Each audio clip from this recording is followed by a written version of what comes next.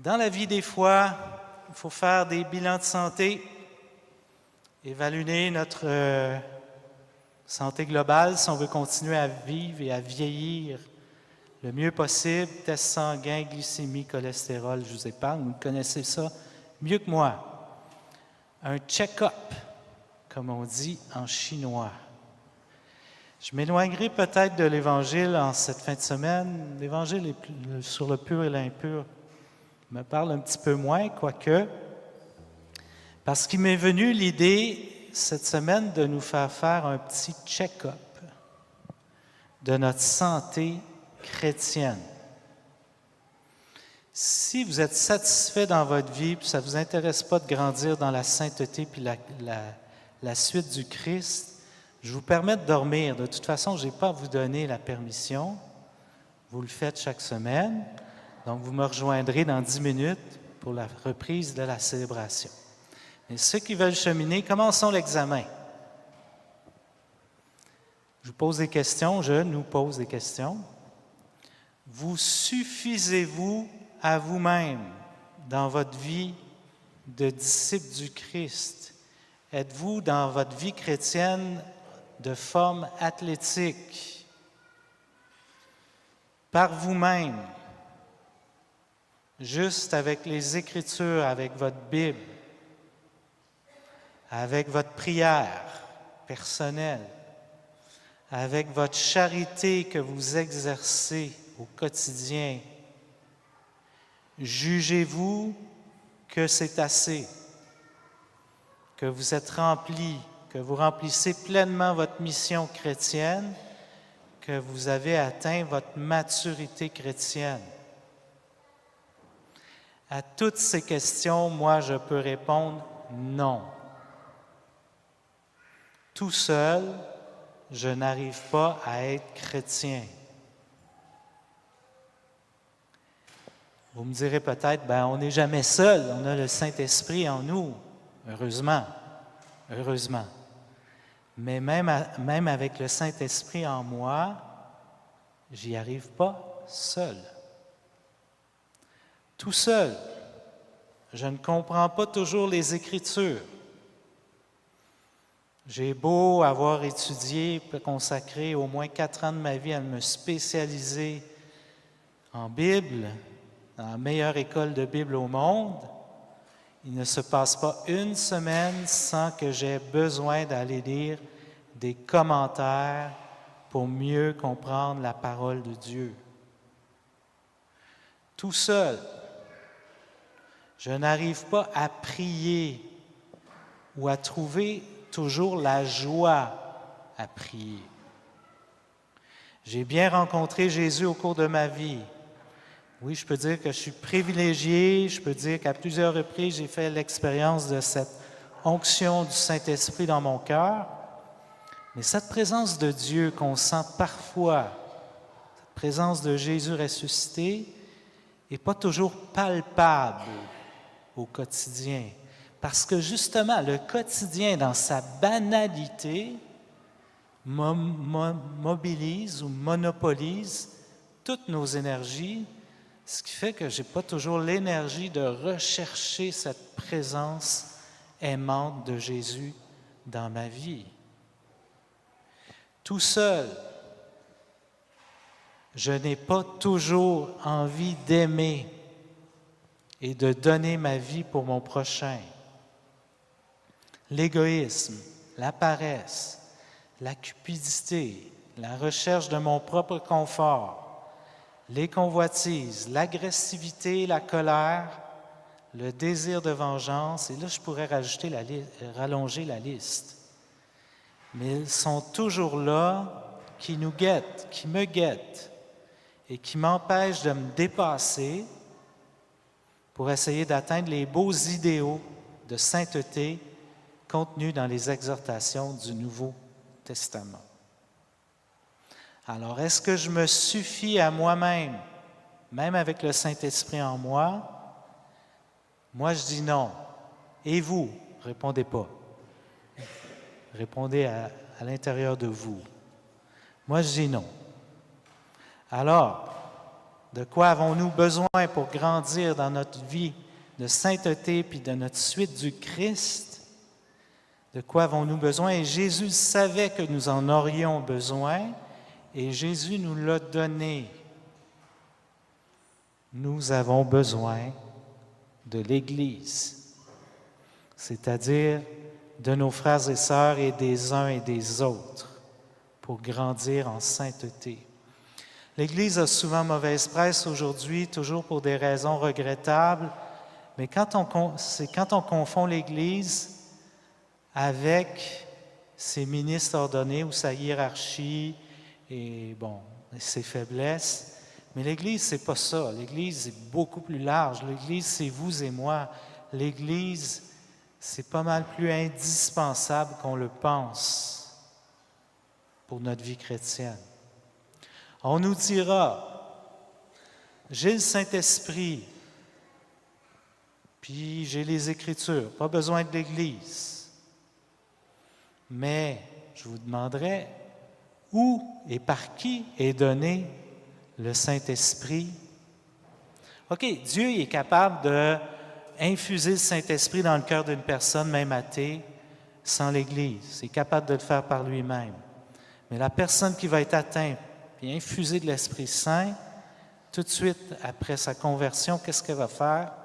Elle va aller vers l'Église. Elle va chercher l'Église. Mais habituellement, le Saint-Esprit est donné par et dans l'Église. C'est l'Église qui enseigne, qui catéchise, c'est l'Église qui baptise, qui nous donne le Saint-Esprit, qui confirme. C'est l'Église qui célèbre l'Eucharistie et c'est l'Église qui pardonne les péchés, etc. Le Saint-Esprit, d'habitude, il est donné dans l'Église. On y dira peut-être, j'ai les Écritures, scriptura sola, j'ai la Bible, pas besoin de l'Église pour mon instruction.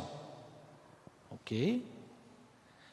Mais comment nous a été données les Écritures? Qui a colligé ces textes anciens au début de l'ère chrétienne pour dire tous ces vieux textes juifs-là, on les prend, on les collige, on fait une collection. Ça va être utile pour notre foi, puis ça s'appelle l'Ancien Testament. Qui a fait ça? L'Église. Le Nouveau Testament, par qui a-t-il été écrit? Par des disciples de Jésus après la mort, résurrection du Christ. Donc le Nouveau Testament, c'est drôle, il a été écrit par l'Église.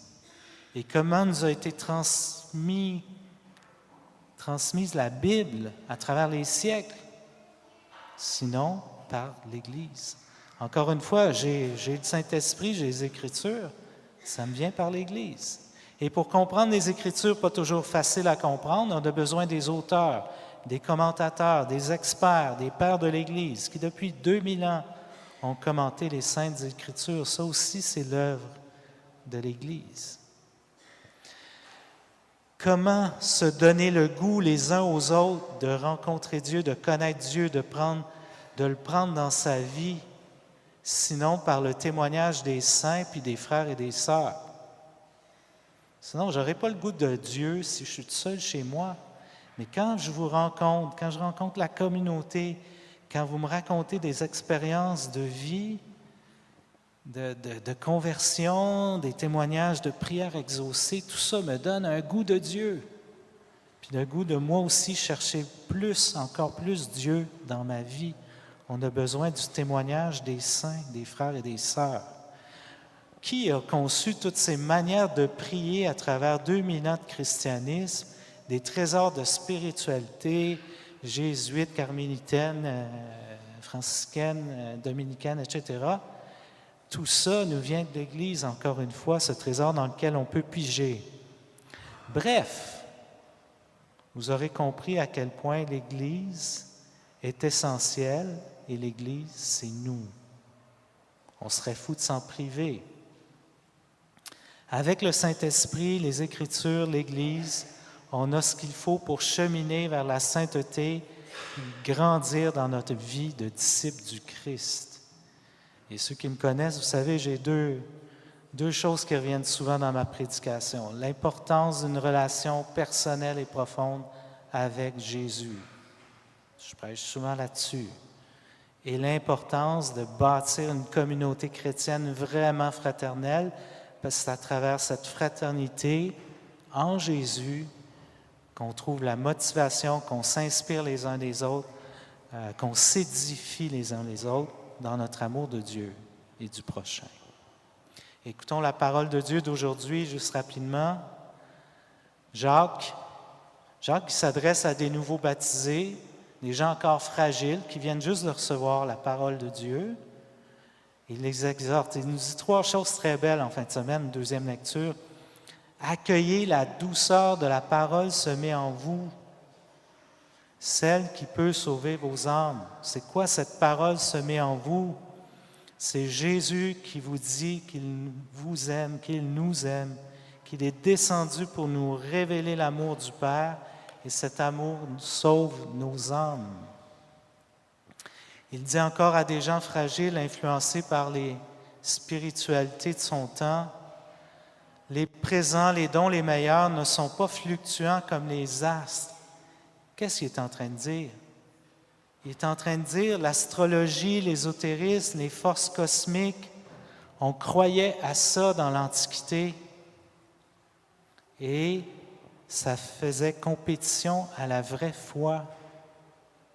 À l'époque, comme aujourd'hui, plus ça change, plus c'est pareil. Alors que la Lune soit en Bélier, que Mercure soit en Poisson, ça ne change rien à ma vie. Qu'est-ce qui change quelque chose à ma vie? C'est ce Dieu qui me dit qu'il m'aime, à ce point qu'il me donne son Fils. Ce Fils donne sa vie sur la croix pour le pardon de mes péchés. Ce Fils ressuscite pour me ressusciter avec lui. Ça élève mon âme. Ça c'est stable. Ça ne fluctue pas comme les astres. Et enfin, il nous dit de venir en aide à la veuve et à l'orphelin, qui sont les 2 catégories des plus pauvres d'entre les pauvres à cette époque. Il nous dit, tu te sais aimer de l'amour de Dieu, incarne cet amour de Dieu en venant en aide à ton prochain. Ton frère, ta sœur pauvre sauront aussi qu'ils sont aimés de Dieu si tu leur viens en aide, inspiré par le Saint-Esprit qui souffle la compassion à l'oreille de ton cœur. Moïse qui disait que parce que tu as reçu la parole de Dieu, Israël, tu es sage et intelligent, puis on va t'envier dans toutes les nations. Si l'Église est vraiment l'Église d'un peuple de frères et de sœurs qui s'aiment les uns les autres, qui vivent le message de Jésus au milieu du monde, on dira la même chose de l'Église. Quelle est cette nation aussi sage dont le Dieu soit aussi proche? Je n'ai pas voulu vraiment commenter l'Évangile d'aujourd'hui parce que, les questions pures et impures, c'est un peu fastidieux, mais somme toute, Marc nous rapporte les paroles du Christ qui nous dit le vrai sacrifice à Dieu. C'est toujours de l'aimer, d'être proche de son cœur, puis de pratiquer la miséricorde envers son prochain, et pas toute une série de règles complexes de pur et d'impur comme il y avait dans le judaïsme du temps de Jésus. Donc, si, en faisant notre bilan de santé, on se rend compte qu'on n'est pas si en santé que ça, qu'on peut faire autre chose pour le devenir en forme plus athlétique, une Église s'offre à nous. C'est la rentrée pastorale après la pause estivale. Évidemment, la paroisse n'est peut-être pas le seul lieu de croissance dont vous disposez dans votre vie de disciple, mais nous sommes là au coin de votre rue. Nous sommes là avec beaucoup de propositions qui vous seront faites au cours de l'année pour nous garder en santé chrétienne, pour nourrir la fraternité, la catéchèse, la relation à Dieu, l'amour entre nous, la louange, la prière, la connaissance de Jésus par des sessions alpha, des catéchèses, des conférences, nos célébrations eucharistiques, évidemment. Alors, restez à l'affût si vous êtes intéressés à rencontrer le Christ, à grandir en lui, à ne pas stagner dans votre vie chrétienne. Nous sommes ensemble pour le faire, pour grandir ensemble dans le Christ. Que Que l'Esprit Saint nous guide et nous accompagne. Amen.